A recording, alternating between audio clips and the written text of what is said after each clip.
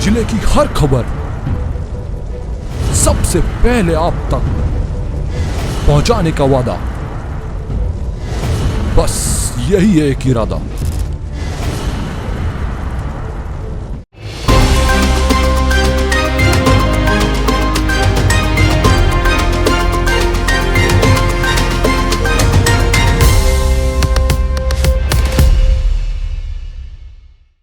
नमस्कार, आप देख रहे हैं पद्मस 24/7 कृष्णा सेंडे के साथ। चलिए न्यूज बुलेटिन की शुरुआत करते हैं हेडलाइन से।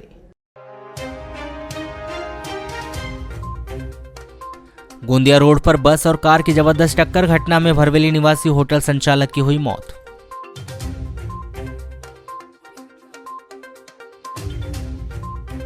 कलेक्टर ने दी अधिकारियों को चेतावनी, शिक्षकों की सेवा पुस्तिका का जल्द करे सत्यापन वरना निलंबन की होगी कार्रवाई। सरकार की व्यवस्थाओं की खुली पोल, दलदल वाली सड़क पर प्रसूति के लिए महिला को चारपाई पर 1.5 किलोमीटर पैदल चलकर मुख्य सड़क तक लाए परिजन।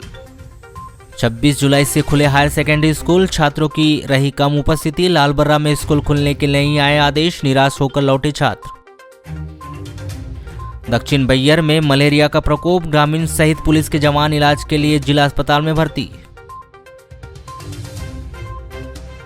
सावन मास के पहले सोमवार पर शिवालयों में जल अभिषेक चढ़ाने के लिए पहुंचे भक्त, नहीं हुए धार्मिक कार्यक्रमों के आयोजन। जवाहर नवोदय विद्यालय वाराणसी की प्राचार्य पूनम राज शर्मा से प्राप्त जानकारी के अनुसार शैक्षणिक सत्र 2021-22 के लिए जवाहर नवोदय विद्यालय की कक्षा 6 में प्रवेश के लिए चयन परीक्षा की तिथि नवोदय विद्यालय समिति नोएडा के द्वारा पुनर्निर्धारित कर 11 अगस्त 2021 कर दी गई है। आगामी 11 अगस्त 2021 को बालाघाट जिले के निर्धारित परीक्षा केंद्रों पर नवोदय विद्यालय की कक्षा 6वीं में प्रवेश के लिए चयन परीक्षा का आयोजन किया जाएगा। जिले के सभी पंजीकृत अभ्यर्थियों से अनुरोध किया गया है कि वे चयन परीक्षा की निर्धारित तिथि के प्रवेश पत्र वेबसाइट से डाउनलोड कर लें और 11 अगस्त को प्रवेश पत्र में दिए गए परीक्षा केंद्र पर इसे प्रस्तुत करें। चयन परीक्षा में शामिल होने वाले अभ्यर्थियों को कोविड प्रोटोकॉल संबंधित दिशा निर्देश का अनिवार्य रूप से पालन करना होगा। चाचा के साथ अवैध संबंध होने के शक में एक व्यक्ति ने अपनी पत्नी की हत्या करने के उद्देश्य से उसे आग के हवाले कर दिया। यह घटना मलाजखंड थाना क्षेत्र के अंतर्गत आने वाले ग्राम पौनी की है। पति के द्वारा लगाई गई आग से झुलसी महिला भागीरथी सय्याम 32 वर्ष को बिरसा के अस्पताल में भर्ती किया गया है। महिला की शिकायत पर मलाजखंड पुलिस ने उसके पति पुरुषोत्तम सय्याम 40 वर्ष ग्राम पौनी निवासी को गिरफ्तार कर लिया है, जिससे न्यायिक अभिरक्षा में उप जेल बैयर भिजवा दिया गया है। बिरसा पुलिस से मिल रही जानकारी के अनुसार 2006 में भागीरथी बाई का विवाह सामाजिक रीति रिवाज से पुरुषोत्तम सय्याम के साथ हुआ था। शादी के कुछ साल बाद से पुरुषोत्तम पत्नी भागीरथी के चरित्र पर शक करता था। इस बात को लेकर पत्नी पत्नी के बीच आए दिन विवाद होते रहता था। 24 जुलाई को पुरुषोत्तम ने अपनी पत्नी भागीरथी की हत्या करने के उद्देश्य से मिट्टी तेल से भरी डबकी का मिट्टी तेल भागीरथी के ऊपर उड़ेल दिया और माचिस लगा दी और फरार हो गया। इस दौरान भागीरथी आग से बहुत अधिक जल गई, जिसे बिरसा के अस्पताल लाकर भर्ती किया गया। इस घटना की सूचना मिलते ही मलाजखंड थाना प्रभारी रविकांत डेहरिया ने बिरसा हॉस्पिटल पहुंचकर आग से झुलसी भागीरथी बाई के मरणासन कथन करवाए। कलेक्टर दीपक आर्य ने 26 जुलाई को सभी विभागों के अधिकारियों की बैठक लेकर 300 से अधिक दिनों से उच्च स्तर पर निराकरण के लिए लंबित सीएम हेल्पलाइन के प्रकरणों की विस्तार से समीक्षा की। इस दौरान उन्होंने अधिकारियों को निर्देशित किया कि वे सीएम हेल्पलाइन के लंबित प्रकरणों का त्वरित निराकरण करें। कलेक्टर दीपक आर्य ने 2 टूक शब्दों में कह दिया कि किसी भी तरह की लापरवाही बर्दाश्त नहीं की जाएगी। उन्होंने अधिकारियों को चेतावनी दी कि जिनके प्रकरणों का निराकरण नहीं होगा, उन अधिकारियों के वेतन आहरण पर रोक लगाई जाएगी। कलेक्टर श्री दीपक आर्य ने बैठक में शिक्षा विभाग एवं जनजाति कार्य विभाग की शालाओं के शिक्षकों के समयमान वेतनमान के सत्यापन के लिए पुस्तिकाओं के अब तक लंबित रहने पर कड़ी नाराजगी जाहिर की और दोनों विभागों के कार्यालय प्रमुखों को सख्त निर्देश दिए गए कि 1 सप्ताह के भीतर समयमान वेतनमान के लिए लंबित सेवा पुस्तिकाओं का सत्यापन पूर्ण कर लिया जाए। जिला शिक्षा अधिकारी एवं सहायक आयुक्त जनजाति कार्य विभाग को निर्देशित किया गया है कि अब तक सत्यापन के लिए सेवा पुस्तिकाओं के लंबित रखने वाले कर्मचारियों के विरुद्ध निलंबन की कार्यवाही प्रस्तावित करें। जिला शिक्षा अधिकारी एवं सहायक आयुक्त की जिम्मेदारी रहेगी कि वे 7 दिनों के भीतर सेवा पुस्तिकाओं के सत्यापन का कार्य पूर्ण करवाएं। स्कूल शिक्षा विभाग के द्वारा कक्षा 11वीं व 12वीं की कक्षाएं संचालित करने के संबंध में गाइडलाइन जारी कर दी गई। जिसके मुताबिक 11वीं क्लास सोमवार व 12वीं की क्लास मंगलवार और शुक्रवार को 50% छात्र छात्राओं की उपस्थिति के साथ लगेगी। इसी आदेश के चलते व समाचार पत्रों के माध्यम से शासकीय उत्कृष्ट विद्यालय लालबर्रा के छात्र छात्राओं को जब इसके संबंध में सूचना प्राप्त हुई तो वे क्लास लगाने पहुंचे, परंतु उन्हें बिना क्लास लगाए ही स्कूल से वापस लौटना पड़ा। जब उन्होंने इस संदर्भ में जानना चाहा तो पता चला कि जिला आपदा प्रबंधन समिति की बैठक न होने व जिला शिक्षा अधिकारी से आदेश प्राप्त न होने के चलते सोमवार को क्लासेस संचालित नहीं हो पाएगी। आज से स्कूल खुलने के आदेश अखबारों के माध्यम से हमने जाना है और पत्र भी है लोक शिक्षण संचालनालय का, पर अधिकृत रूप से मैं जिला शिक्षा अधिकारी महोदय द्वारा इस बारे में कोई निर्देश प्राप्त नहीं हुए।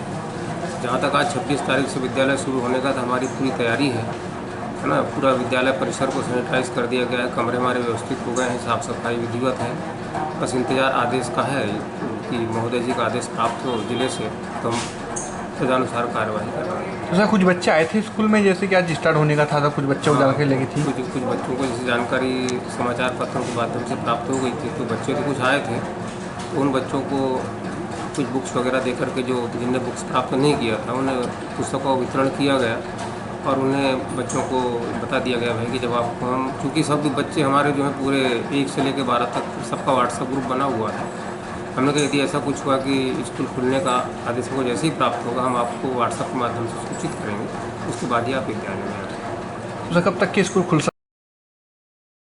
वारासोनी में भी शासन के द्वारा 26 जुलाई से कक्षा 11वीं और 12वीं 50% विद्यार्थियों के साथ संचालित करने के लिए आदेश जारी किया गया था, जिसके तहत नगर के शासकीय कमला नेहरू कन्या उच्चतर माध्यमिक विद्यालय और शासकीय टिहलीबाई उत्कृष्ट उच्चतर माध्यमिक विद्यालय वारासोनी में सभी प्रकार की व्यवस्था कर कक्षा लगाना प्रारंभ कर दिया गया है। प्रथम दिन शासकीय टिहलीबाई उत्कृष्ट उच्चतर माध्यमिक विद्यालय में 2 छात्र पहुंचे, जिससे कक्षा नहीं लगी, पर विद्यार्थियों को स्कूल बुलाने का प्रयास किया जा रहा है। वहीं शासकीय कमला नेहरू कन्या उच्चतर माध्यमिक विद्यालय में कक्षा 12वीं के 16 विद्यार्थियों ने उपस्थिति दर्ज करवाई, जिनकी विद्यालयों के द्वारा कक्षाएं आयोजित की गई, जहां पर शासन के निर्देशानुसार 50% विद्यार्थियों के साथ कक्षाएं प्रारंभ करने के लिए समस्त प्रकार की तैयारियां पूर्ण कर ली गई है और उसी के तहत कक्षाओं का आयोजन किया जा रहा है। शासन के निर्देशानुसार 26 जुलाई से छात्रों की भौतिक उपस्थिति सुनिश्चित की गई है। शासन के ही निर्देशानुसार आज कक्षा 12वीं के बच्चों को बुलाया गया है। कक्षा 12वीं के बच्चों को सोमवार एवं गुरुवार को हमको बुलाना है। तो हमारे पास जो बच्चे दर्ज हैं साइंस और आर्ट्स बच्चे, आर्ट फैकल्टी के, उन बच्चों के 50% बच्चे हमने आज बुलाए हैं और 50% बच्चे गुरुवार को आएंगे। सप्ताह में 2 दिन ही क्लास लग पाएगी? सप्ताह में 2 दिन 12वीं की और 2 दिन 11वीं की क्लास निर्धारित की गई है।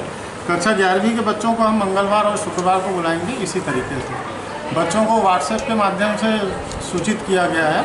व्हाट्सएप में जो बच्चों के ग्रुप बने हैं उस माध्यम से बच्चों को सूचित कर दिया गया है और बच्चों की सूची डाल दी गई है कि किन बच्चों को किस दिन शाला में उपस्थित होना है। और कोविड के लिए क्या किया जा रहा है सर बचाव के? कोविड के लिए शासन के निर्देशानुसार कक्षों की 1 दिन पूर्व सफाई करवाई गई, उसके बाद क्लासों को सैनिटाइज किया गया है और बच्चों की भी थर्मल स्कैनिंग और हैंड सैनिटाइजर वगैरह की व्यवस्था की गई।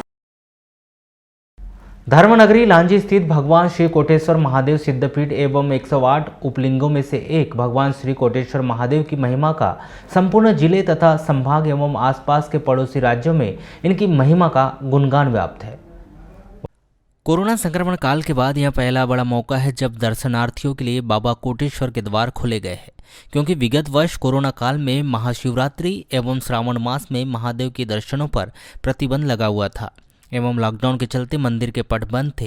लेकिन वर्तमान स्थिति में अनलॉक में मंदिरों के पट भी खोल दी गए। 26 जुलाई को तिथि जो श्रावण मास के प्रथम सोमवार को प्रातःकाल से ही भगवान कोटेश्वर के दर्शन, जलाभिषेक, पूजन अर्चन के लिए श्रद्धालुओं की कतारें नजर आई। श्रद्धालु भक्तों के द्वारा कतारों में लगकर श्री कोटेश्वर भगवान दर्शन हेतु गर्भगृह में पहुंचकर महादेव का दूध, जल आदि से अभिषेक पूजन कर मनवांछित फल प्राप्त के लिए आशीर्वाद मांगा गया। आपको बताएं कि जहां श्रावण मास में मंदिर सहित आसपास के परिसर में पैर रखने के लिए जगह नहीं रहती थी, वहीं कोरोना संक्रमण के चलते भीड़ खासी कम नजर आई और दोपहर 1 बजे तक मंदिरों में लगने वाली कतारें समाप्त हो चुकी थी।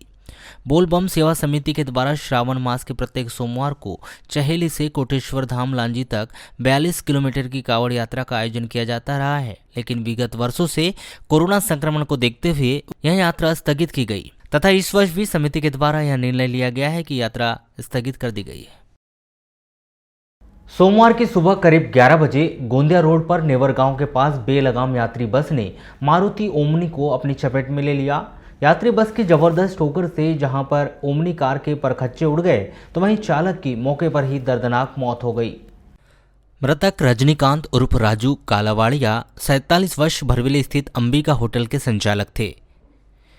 घटना की जानकारी मिलने पर किरनापुर पुलिस थाना क्षेत्र में यह हृदय विदारक सड़क दुर्घटना उस समय हुई जब यह व्यक्ति अपनी ओमनी कार में भरवेली से व्यवसाय के सिलसिले में गोंदिया जा रहे थे।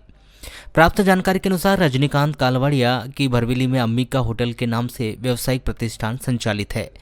बताया गया है कि 26 जुलाई को रजनीकांत मारुति ओमनी कार में व्यवसाय के सिलसिले में अकेले भरवेली से गोंदिया जा रहे थे। 11 बजे करीब गोंदिया रोड नेवरगांव चौक के पास गोंदिया से बालाघाट की ओर तेज रफ्तार से आ रही पवन ट्रेवल्स की यात्री बस के चालक ने तेज रफ्तार लापरवाही पूर्वक खतरनाक तरीके से बस को चलाते हुए रजनीकांत कालावाड़िया की ओमनी कार को ठोस मार दिया। यात्री बस की जबरदस्त ठोकर से जहां पर मारुति ओमनी कार के फरकच्चे उड़ गए वहीं रजनीकांत कार के स्टीयरिंग में फंस गए।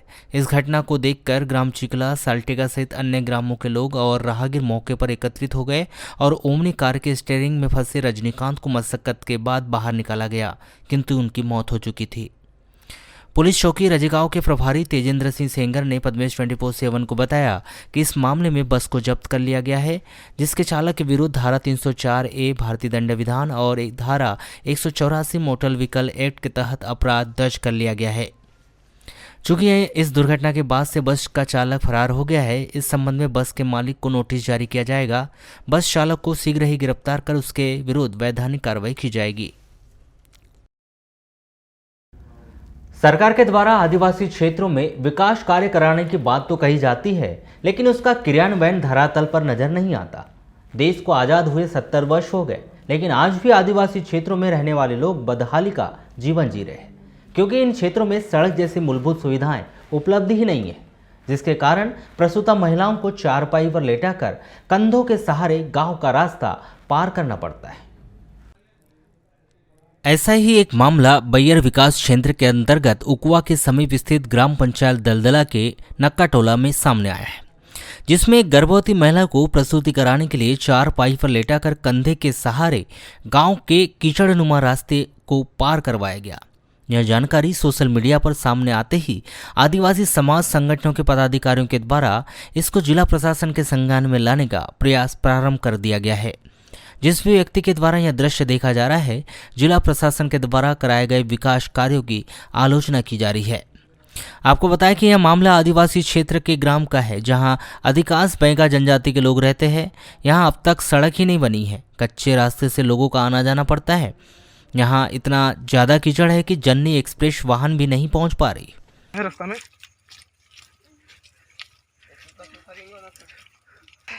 ये पानी तक खत्म कर दो, खत्म कहानी। रोड बहुत ख़राब है यहाँ की।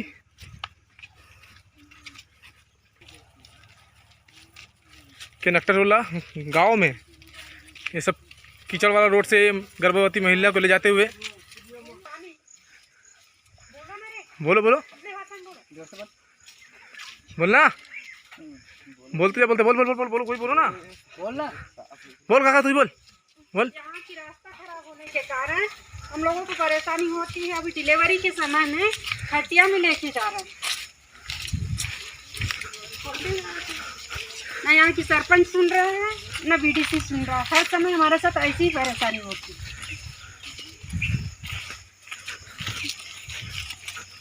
और यहाँ वही समस्या है हमारे, कभी कभी डिलीवरी का समय आ जाता है तो गाड़ी आ नहीं पाता, तो अभी अपन खटिया से ले जा रहे हैं ना। अभी बरसात पानी में कीचड़ हो जाता है तो बच्चे भी पढ़ नहीं पा रहे हैं।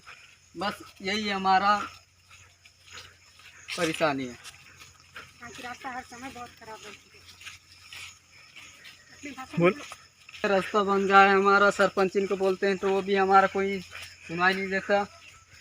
अभी देखो अब जीरो रिपेयर हो रहा है तो अपन खटिया से ले जा रहे हैं ना, यहाँ एम्बुलेंस आ नहीं पाता ना, कोई गाड़ी नहीं आ पाता। 6 घंटे से गाड़ी की व्यवस्था के लिए ले जाने के लिए देखे हुए हैं, घर पे डिलीवरी नहीं हुई तो आज हमारे उको के पास एक ग्राम पंचायत दलदला के अंतर्गत आने वाली एक हमारी बैगा समुदाय के लोग रहते हैं, ग्राम नकटा टोला। बहुत ही दिक्कत हो रही है वहाँ पर, उस गांव में जाने रास्ता नहीं है, एक ऐसी कच्ची रास्ता है दाना टाइप से, वहाँ से वो लोग बाज़ार जाना, दुकान जाना, कुछ भी चीज़ के लिए वहाँ पर आना जाना वही रास्ते से कर रहे हैं। आज वहाँ कोई पंचायत काम कर रही है, ना ही कोई लोग ध्यान दे रहे हैं वहाँ पर। आज बहुत ही समस्या हो रही है वहाँ पर, पूरा झरझर हो गई है। अभी बरसात के समय में वहाँ की रोड बहुत ही दिक्कत हो रही है। कल की न्यूज़ आपने देखे होंगे, एक महिला को खाट में बो करके कंधे में लेकर के मुझे सोशल मीडिया के माध्यम से, व्हाट्सएप के माध्यम से, ये एक ग्रुप है गोंडवाना स्टूडेंट यूनियन का, जो उकवा क्षेत्र में निरंतर चलते आ रहा है, जिससे मैं भी जुड़ा हुआ हूँ। तो उस ग्रुप में ये वीडियो आया जिसमें दलदला पंचायत है, जिसमें नकटा टोला करके एक टोला है, वहाँ पे आदिवासी बाहुल्य है, बैगा जनजाति बहुत ज़्यादा वहाँ पे निवासरत है, और उनको ये जो परेशानियाँ हुई हैं, जिसकी वीडियो मैंने सोशल मीडिया के माध्यम से देखा, तो मुझे ऐसा लगा कि फेसबुक के माध्यम से मेरे से जितने भी लोग जुड़े हुए हैं, शासन प्रशासन के और फ्रेंड सर्कल जितना भी जुड़ा है, वो कम से कम ये समस्याओं को देखे, जिससे ये समस्या से सरकार अवगत हो कि ग्रामीण क्षेत्रों में आदिवासी समुदाय कितना सफ़र कर रहा है। आज 70 साल हो गए आज़ादी को, हमारे देश की आज़ादी 70 साल होने के बावजूद भी हमारे आदिवासी लोग जो ग्रामीण क्षेत्रों में बैठे हुए हैं, रह रहे हैं, उनको इतनी समस्याओं का सामना करना पड़ रहा है। ये दुख का और चिंतन का विषय है। हम सरकार को आहत करना चाहते हैं कि जो ये सरकार या जिस विधानसभा में ये घटना घट रही है, उस विधानसभा के जो विधायक हैं, उनके तरफ भी हम कहना चाहते हैं कि ऐसी समस्याओं का निराकरण के लिए आप निरंतर तत्पर रहें, जिससे आने वाले भविष्य में आने वाला जो बच्चा है, आने वाली जो पीढ़ी है, वो सुरक्षित रह सके। मोबाइल पर चर्चा के दौरान कलेक्टर दीपक आर्य ने बताया कि बैहर तहसील के दलदला पंचायत के नकाटोला में सड़क नहीं है। इस विषय की जानकारी उन्हें पद्मेश 24/7 के माध्यम से मिल रही। जल्द ही वे इस मामले को संज्ञान में लेंगे और सड़क निर्माण के लिए विधिवत कार्रवाई करवाएंगे।